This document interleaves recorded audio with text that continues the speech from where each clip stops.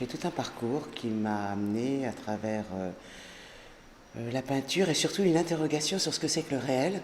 Donc je me suis dit que la réalité n'existe pas, elle n'est qu'une interprétation que notre cerveau en fait, après que déjà nos sens en aient fait une perception. Les animaux ne voient pas la même réalité que nous. Une mouche ne voit pas la même réalité que nous, un chien ne voit pas les mêmes couleurs que nous, et moi je ne sais pas si on dit par exemple cette chaise est noire, je ne sais pas si vous la voyez exactement comme moi. Je sais que nous sommes d'accord sur la définition, mais je n'en sais pas plus sur votre perception. Disons que j'ai tendance à dire que je fais de la création photo.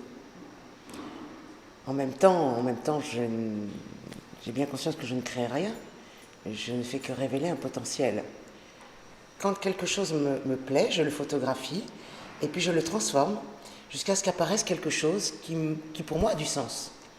Quand je regarde un arbre, c'est un peu comme quand je regarde n'importe quel objet, il y a quelque chose qui apparaît, il y a quelque chose qui s'impose à un moment donné, et j'ai juste envie à ce moment-là de montrer aux gens ce que moi j'ai vu en leur disant « Regardez, il y a ça là. » Je sais que quand elle est arrivée, j'ai eu un sentiment de joie et en même temps un sentiment de connivence avec ce personnage qui est sur cette photo, qui est pour moi comme une espèce de serpent, un petit peu œuf en même temps. Enfin, je l'ai appelé Ainsi naît le monde parce que pour moi c'était comme si d'un œuf, d'un seul coup, quelque chose se déployait et commençait à